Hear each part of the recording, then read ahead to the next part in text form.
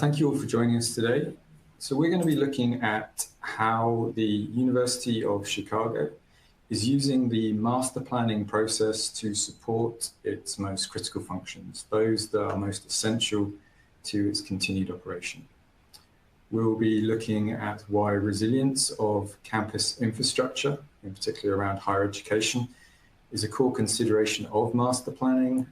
We will delve into a little bit of risk theory, some techniques, their application, and we'll walk you through an example such that you can then transfer it to your own projects should you wish. We'll wrap up with some lesson learned and then also some Q&A at the end. So why is risk and resilience a growing consideration for higher education? We really have to kind of go back to the basics. Unfortunately, we're really here because of climate change. Climate change is causing a lot of operational challenges for education facilities, and in particular higher education, which tends to house more critical activities that can be easily disrupted or damaged by natural disasters. So these would be things such as central research, medical campuses, those with sample or data storage, very valuable assets. The frequency and intensity of these disasters, things like extreme heat, flooding, hurricanes, they all are getting worse year on year, as you can see by the trend data shown on the screen. All of these also stress the national utility infrastructure systems. Much of this was built a long time ago, so it's already starting to age out and unfortunately is under-maintained, under-invested. So there's a lot of vulnerabilities whereby each of these disasters, year upon year, stress these systems and then further prime them for failure. The higher education campuses that we're working with often have a lot of interdependencies with these utilities. And so their critical activities, their vital operations, in turn, become more and more vulnerable. So if we just look at 2024, just as an example, so just last year, there were 27 events that cost over $1 billion weather-related. If you looked at the year in its total of these events, you'd be around about $182 billion in damage. This was getting close to the worst, but at the same time, didn't shatter that record. That said, year upon year, we are seeing more records being broken. 2024 in particular was very active hurricane season. There are a lot of very deadly and destructive tornadoes that happened. Wildfires were actually less than average. However, it was still 8.8 million acres of land in the US that was burned. We're experiencing deadly heat waves, and then on the other side of things, extreme rainfall events and freeze. So again, all of this is placing more stress upon the building infrastructure and those utility systems which support it. So in terms of business continuity for higher education, business continuity is something that really looks at the essential elements of an organization. So these are things that must be preserved and protected for the organization itself to be able to continue. So for higher education, this can often relate to academic medical centers, so patient safety, patient lives. It might be animal welfare, if they're looking at life sciences. You can have careers worth of research and data being preserved within the facilities. So these are things that simply cannot be rebuilt or rebought. And it's really, truly devastating when these disasters happen and these are disrupted. So a quick look at the University of Chicago, for those of you that are less familiar with the campus. So it's located on the south side of the city of Chicago. It's around about 200 acres, 200 buildings, It is served by a campus steam and chilled water system, and each system has 2 different separate plants for generation. The campus is split across the middle into north and south zones by an area of land known as the Midway. You can see that on the far right-hand side of the screen. And this has some traffic going across it and a nice green space with distribution for those utility systems running underneath. So we started our risk evaluation of the campus by looking at all of the natural hazards which could cause disruption and therefore pose a threat. The 3 main hazards that were identified were extreme heat, winter storms, and flooding. We wanted to just pause and highlight the impact of flooding in particular. On the left-hand side shows the FEMA National Insurance flood maps. The purple area represents the 1% or 100-year storm flood region.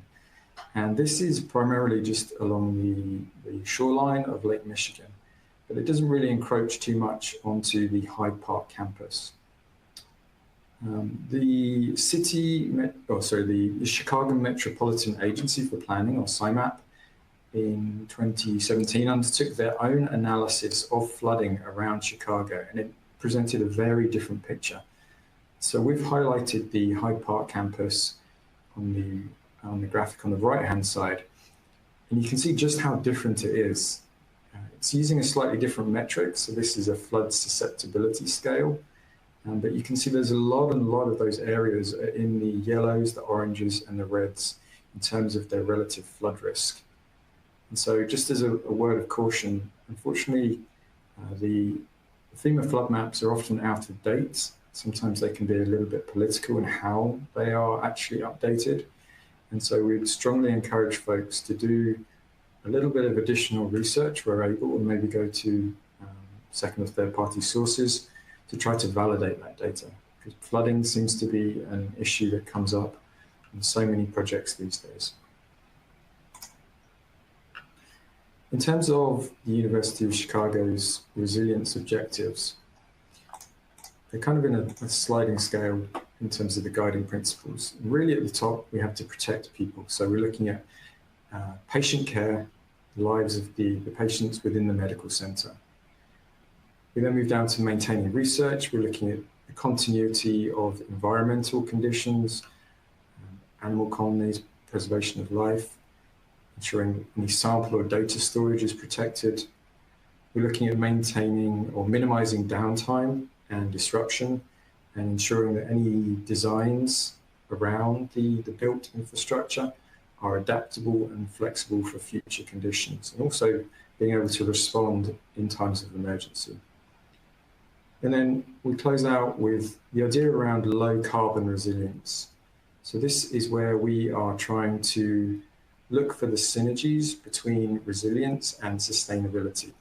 So there is the general premise that if you are able to consume less resources, less energy, less water, when those supplies are disrupted, you are then able to survive and operate for a lot longer. It makes you more nimble and more flexible to adapt. So we're looking to align resilience with these sustainability goals. All right, now I'm going to talk about how UChicago recently updated our utility master plan and included resiliency as one of the factors for decision making. So we started the utility master plan update in 2022, and one of the main goals was to update and document all the infrastructure and new construction projects that have been completed since the last utility plan update in 2011. From there, we evaluated our current utility capacities and compared them against projected future requirements to make sure our systems can support the next 2 decades of campus growth. A key part of that work involved identifying risk areas using the university's infrastructure resiliency model, an enterprise risk management reporting system. These tools helped us quantify risks tied to factors such as utility failure and building age, and make those risks visible in a way that supports planning and budgeting decisions. To prioritize where to invest, we performed detailed risk assessments with mitigation plans which included life cycle cost calculations so we could understand both the financial and operational impacts of each choice. And as we examined those options, we focused on 3 core decision-making metrics, which included total cost of ownership, carbon emissions, and resilience. With total cost of ownership, that helps us make decisions based on long-term value, not just the upfront cost. Carbon emissions ensure our investments move us towards the university's 50% reduction goal in emissions by 2030. And resilience pushes us to design systems that are reliable, adaptable, and recoverable under stress. So diving into more detail about some of the specific objectives of the utility master plan related to resiliency, one area of focus was ensuring resiliency of the growing campus. So that means as we expand our footprint, we add new research facilities or modernize existing ones, our infrastructure has to be able to handle that growth without creating new points of failure. We can't just build more, we have to consider how the future growth will impact our existing systems. Second, to support disaster response and emergency preparedness, utilities are at the core of any emergency plan. If we lose chilled water or steam, critical research and medical operations can be compromised. In our case, the university provides steam and utilities directly to mission critical areas like the medical center and major research labs. So any loss of service could have immediate consequences for patient care, ongoing experiments, or sensitive research environments. That's why our planning efforts place such a strong emphasis on redundancy, backup capacity, and rapid recovery. And third, to align resilience with broader sustainability goals. This is an important shift where we no longer treat sustainability and resilience as separate ideas. Energy efficiency, carbon reduction, and system redundancy can all reinforce each other when we plan them together. So looking at some traditional limitations, a lot of times in master planning, resiliency is not one of the factors included in decision-making processes. Failure scenarios may be evaluated, but may not look at the whole picture or downstream cascading impact of failures. And this results in misalignment of funding and scenarios where failure events occur that may not have been considered as part of the master plan. So with this graphic, we're showing an example of a building or equipment performance over time. So starting out there on the left, performance is high at levels shown in green. And then there's an event or a failure that causes performance to dip. There's a period of time where performance is low and operations are disrupted until there's some response and recovery. A lot of times those responses may need to be quick and could involve some retrofits or construction projects associated with repairs. In a lot of cases, there are different levels of responses that could occur, where the lower option results in performance being subpar versus the original state. A level above that is just returning back to the condition of performance prior to the disruption. And then a level above that is a higher level of recovery state that results in better performance than what was originally in place. Building back to the same point as before is really just exposing yourself to the same risk and potentially repeated failures again in the future. But by incorporating resiliency into the master planning, you're more likely to be ready to respond with a higher level recovery state when the opportunity arises. So like a lot of other organizations, the university has a backlog of capital projects and not enough funding to cover them all. So we have to prioritize projects based on the available funding. To do that, we use a risk-based approach when prioritizing capital projects, with one of the scoring categories being operations and infrastructure impact, which is related to resiliency and the likelihood of a failure occurring.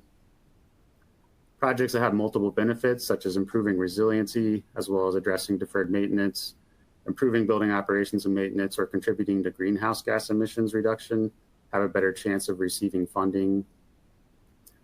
One example of insights gained from this process is identification of single points of failure. The single largest operational risk to steam production during the winter heating season was found to be the potential loss of water supply to the steam plant. Continuous steam generation relies on a dependable source of makeup water to replace the system losses and maintain boiler operation.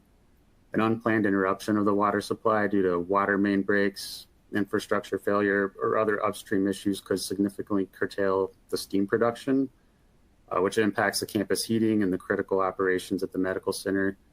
Therefore, a recommendation was made to focus on additional resiliency measures to mitigate the risk, such as installation of additional isolation valves on the main water supply to allow flexibility in future repairs that don't require an outage to the plant.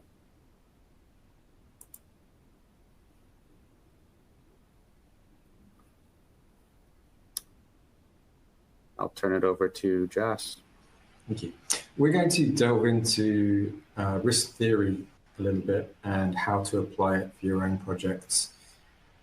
Before we do so, I just wanted to touch upon the importance and the value of using a structured approach when addressing risk. We've found that when people are talking about risk and resilience, they often bring their own experiences to the subject. So somebody whose home might have been flooded will always be thinking about flooding, whether it's relevant for the project and the site, they're bringing that trauma with them. So having a structured approach that looks to incorporate science and data and rigor helps to remove some of the personal biases around resilience. Quantifying it also brings an additional benefit of introducing a new metric which you're then able to use to help support decision making, rather than just having preferences and feelings about which item might be better. You're able to actually back it up.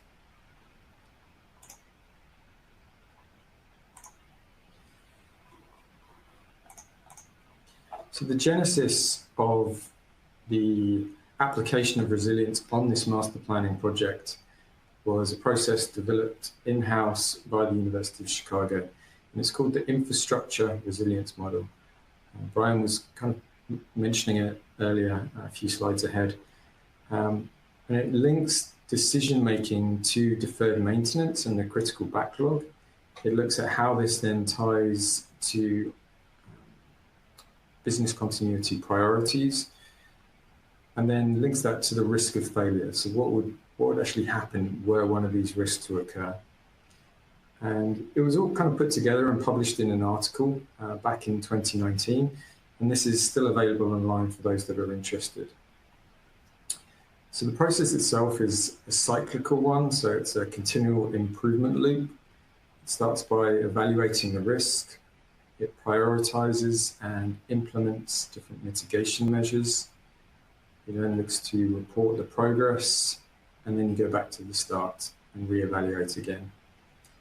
And this is done in an all hazards approach. So you're looking to develop robust solutions that address the root cause of the failures, rather than looking to plan for individual threats themselves. So you want to make sure you're always keeping the bigger picture in mind, looking holistically, rather than trying to drill down and address one particular failure.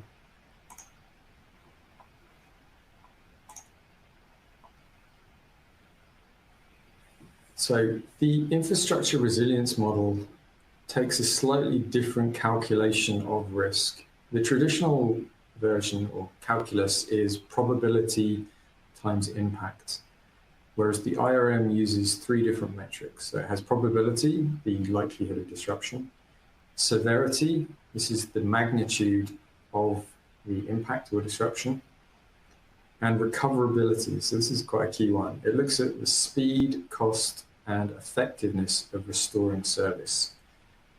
So you can see on the screen kind of the line items that we're looking at. So you might have an electrical outage, the probability of it happening, the severity, the recoverability, multiply the three together and you get your risk score. For this particular project, we looked to augment it and enhance this process by blending the analysis methodology with one taken from the chemical industry. It's called a what-if analysis structure. And this really helps to bring that rigor that I was mentioning before, to remove those personal biases and expand how we're thinking about risk and resilience to a much more holistic approach, which is needed for master planning. So you start with your list of hazards, And then for each hazard, you spend some time thinking about what could possibly go wrong. So these are known as what-if scenarios. For each what-if scenario, you then again kind of workshop through all of the different consequences which could occur. And each one of these consequences represents an individual failure mode. And you're able to rank and score in terms of risk all of these different failure modes. So then when you combine them back together, you then have a holistic picture of where and how your risk is arising in your project. We're going to walk through one individual failure mode example. So on the left-hand side, we have all of our hazards that we might be considering for a particular site or a project. So here we're going to focus on flooding. We assign a weighting based upon the probability of occurrence from the research or site screening that we've done. And for this particular project, we're going to give it a 4 out of 5 weighting for probability. We then focus on our what-if scenarios, all of the different ways in which flooding could impact our site. We're going to focus on a water utility outage for this example. One of the consequences from this could be that you lose makeup water to your cooling towers. If you're unable to reject heat, you no longer have a cooling system. In terms of the severity to operations for your building, this could be ranked as a 5 out of 5. So this is kind of stepping it through again. So we start with our hazard, which we're weighting as a 4. We then move through to the water utility outage, a cooling tower failure with a severity of 5. So we have the probability times severity, and this gives us a score of 20. It's very useful to categorize the risk score into different buckets, if you will, or levels of risk. This helps with risk mitigation and focus, or where to focus your attention. We'll come to that later. But this would be classified as an extreme risk item. If you want to then start to test out mitigation measures, you can introduce means to reduce either the probability of it occurring or the severity, so how bad it would be. In this case, we're going to introduce a water storage tank for the cooling system, which will help ride through an outage. Using some engineering judgment, we've deemed that this would reduce the severity for a short term, bring it down to a severity rating of 2. So this then changes the calculus. You run that again, 4 times 2. And we're now looking at a low to medium high risk item with a score of 8. So you'd want to try to consider every one of those different failure modes, which would impact the cooling system and how introducing that water storage tank might help. And then again, look to try to see what that holistic improvement in your risk score would be. So for the IRM, we were following that same methodology, that same kind of step-by-step approach, but we were changing that calculus by adding in that additional recoverability metric.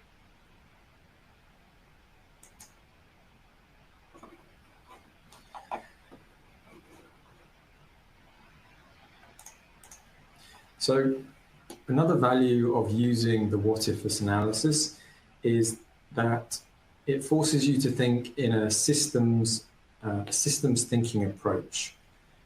One traditional way of dealing with a problem, especially around resilience and risk, has been to try to break the problem up into little different chunks, different areas of concern. You look to solve each one of those areas, and then you bring them all back together for your final solution. But this siloed approach often neglects a lot of the nuances and the details and the relationships that happen, and in particular how you have dependencies and relationships between different systems and functions, and how failures and disruption can cascade through buildings and across a campus. So the systems thinking and the what if analysis really helps you to track where your initial hazard comes from, and then watch as the secondary and tertiary failure modes start to kick in. It quantifies the risk and resilience benefit holistically and really allows you to generate some data to help support decision making around which mitigation measures you should be pursuing, the value that that resilience brings to your project, and then costs avoided should there be an actual emergency event. So this is an example from our project. On the left-hand side, we have all of the different hazards that we looked at for the master planning exercise. So here we're focusing on flooding. We had 3 what-if scenarios that were of keen interest. For each one of those what-if scenarios, we generated a series of different consequences in a very methodical way. We looked at the impact to safety, operation, damage, and then also time and cost to help generate that recoverability weightings. And then kind of in the middle, you can see it might be a little small, but you can see it says stage 1, 2, 3, and 4. And this is where we are tracking how a disruption actually spreads across the university's engineering infrastructure. So in these examples, we're starting with the disruption to the normal power system, and then how that spreads and how it might then impact those vital operations. So if we follow one of them, if you lose your normal power system, you might lose your pumping to your water systems. If you lose water, you lose your cooling tower makeup water. If you lose your cooling system, your data and IT systems might overheat. If you lose data and IT, you then might actually lose your medical records within the academic medical center. So that's going to start putting patients' lives at risk. So this is how we're looking to track and understand all of the different connections and how disruption can spread and where risk actually occurs within the systems. Once you've generated that data, it's really useful to be able to parse it in different mains to then visualize where and how the risk is occurring.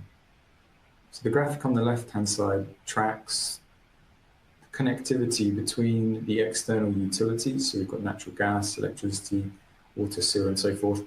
And then how it works its way through to the campus systems, normal power, steam, water, sanitary, heating, and so forth. You can then pair that with actually what the risk score is for each of those different steps and each of those different consequences and failure modes.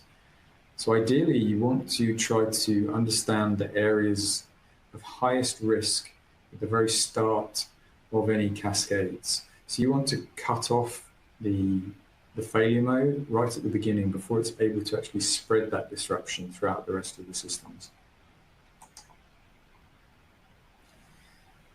Again, if you're able to use that large data set, you can parse that data in really useful ways. So you can look at it to understand what is your risk by hazard. So maybe where do you need to start focusing most of your attention in terms of emergency operational procedures, hazard type, risk by system, risk by consequence, even what if scenarios. Which ones are carrying the most risk of being most disruptive to your vital operations? And then earlier I mentioned the different risk categories. And here you can see them on the graphic on the left-hand side, represented by the different colors of bars. If you're able to bracket out and pass through your risk into these categories, you can then focus your attention on those extreme and high-risk failure modes. So you spend your time digging in to really understand what's causing this risk and exploring how to mitigate it to an acceptable level. Once you've got to that stage, you can then start to work your way down to maybe the high and medium risk items. And so it's a very valuable tool in being able to focus your time, your attention, your budget, ensuring that you're optimizing your resilience plan for your campus and also your master planning efforts as well. Right, now I'll go through some more detail about how we applied resiliency to the campus master plan. So that process started with a comprehensive assessment of our infrastructure and systems, understanding where they're strong and where there may be vulnerabilities. We then engaged stakeholders across facilities, research, and operations to make sure resilience goals aligned with how people actually use and depend on the campus systems. And then finally, we integrated resilience directly into the utility master planning framework. So it's part of how we evaluate capital funding decisions. This process ensured our investments support the mission of the university, even under stress, whether it's an outage, an extreme weather event, or just day-to-day reliability needs. So looking at an example of how we used resiliency when looking at the master plan is how risk and resiliency was used as a factor when comparing different options. So this graphic shows the existing condition on top, which carries the most risk based on all the different hazards and events that could occur. The different colored sections of the bars indicate the different levels of risk in each scenario, ranging between acceptable in green and then extreme at the end in black that make up the total risk score. The reference case included traditional replacement of aging equipment, such as chillers, which reduced some of the risk by having newer equipment and redundancy, but many of the risks still remain as they are currently. Another option below that was to implement a partial steam to hot water conversion with heat recovery chillers, which further reduces risk by reducing some of the reliance on city water and natural gas for heating. Taking it a step further, see option B there was a full steam to hot water conversion, which further reduced reliance on city water for steam production. And then the last option with the most risk reduction was a campus-wide steam to hot water conversion with generation by electric boilers, which would result in campus heating no longer being dependent on natural gas or makeup water. Now, there's other challenges that come with each of these options, such as the disruption to campus if we were to do a full conversion and the high capital cost, but this is just an example of how resiliency was considered in the different options that we were evaluating as part of the master plan. So now looking at stakeholder engagement, and a really important part of the process was making sure we had the right people talking to each other and setting expectations. For this project, we brought together teams from the university facilities group, the medical center, AEI, and several research and operations units. Each group had different priorities. Some were focused on energy efficiency, others on research continuity or patient care, but the engagement process helped us find common ground. It also built internal awareness of how dependent we are on shared infrastructure and why coordinated planning matters. By having those conversations early, we avoided siloed solutions and created a unified approach that everyone could support, which is essential for the resilience plan sticking over time. So one of the biggest advances in this plan was how we used data. Yeah, as you saw, as Josh was going through some of the prior slides, there were a lot of different scenarios and hazards that needed to be evaluated. In the past, we would create a big list and look at each risk individually, but that didn't really consider the cascading effect of the failures.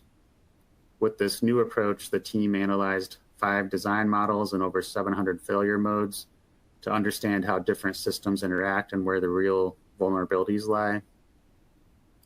This gave us a holistic picture of campus risk that went far beyond what we could see from the individual system studies. It also created a self-guided tool that lets decision makers explore different scenarios and see how different investments affect reliabilities and emissions. So now we'll wrap up with some lessons learned, starting with some of the key outcomes for the university. So now we have a utility master plan that integrates resilience into the decision-making process, tying system upgrades to both operational reliability and sustainability goals. We have a clearer roadmap for prioritizing investments based on resilience value, not just the asset age or cost.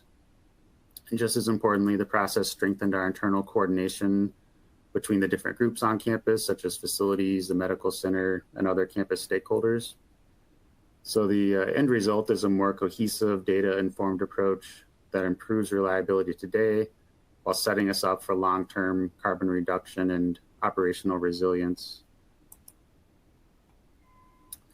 So ending with some advice for others. One thing is to start with cross-departmental collaboration. We involved a lot of different groups throughout the campus in the planning process. We also continue to have a monthly meeting with an emergency management and business continuity committee that includes different units across campus. Each meeting, we talk through different emergency response scenarios and how different units and buildings would be impacted and how those risks can be mitigated.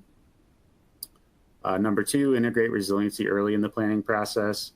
This will help have a better chance of the plans being included in design, or if it does get removed due to cost or some other reason, it still helps to have the plan available for future when responding to a failure and potentially resolving the issue with a more resilient option.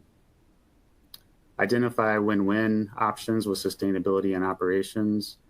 As I mentioned before, the projects that typically have the highest success of receiving funding for us are the ones that have multiple benefits, such as increasing resiliency, addressing deferred maintenance, improving building operations and maintenance, or contributing to greenhouse gas emissions reduction. And treat recoverability as a design parameter, not an afterthought. By making recoverability part of the design, you're more likely to minimize future downtime. So with that, I think we can open it up any questions. Thanks, Jess. Thanks, Brian. That was fantastic. It is time for the Q&A portion of our event. There's still plenty of time to submit a question using the Ask a Question window to the left. And let's take a look at what we got. All right, our first question is, how can resilience modeling be scaled for smaller campuses or municipalities? I can take this one, if that's all right. So I would strongly recommend a similar kind of structured approach as we ran through in this presentation. A lot of the same issues are going to apply. You don't necessarily need to be generating huge data models to do so, but still using that what-if analysis approach to really work through the relationships, the dependencies, the interconnectivity that you have on your campus will really start to play out dividends. And then going to some items that Brian mentioned, the importance of stakeholder engagement.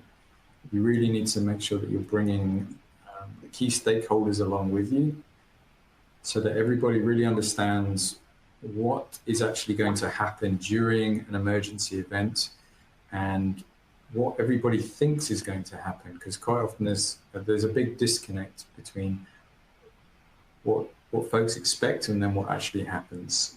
So you want to make sure that you have a plan in place and everybody understands that plan.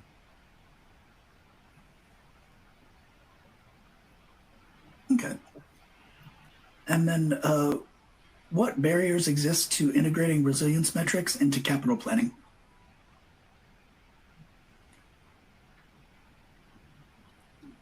And I'd say one thing that is a challenge for us is there's a lot of different projects that are competing with each other with different priorities for capital funding. And so trying to show how resiliency can have an impact in multiple areas is a benefit, as well as just any projects that have multiple benefits, such as a reduction in GHG emissions or improvement in operations, I think helps strengthen those projects.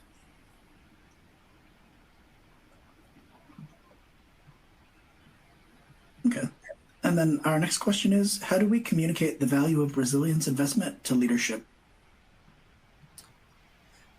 So this one is interesting in that with sustainability, it's easy to quantify the value of an investment because you see a direct reduction or a saving in cost or greenhouse gas emissions. It's much more tangible.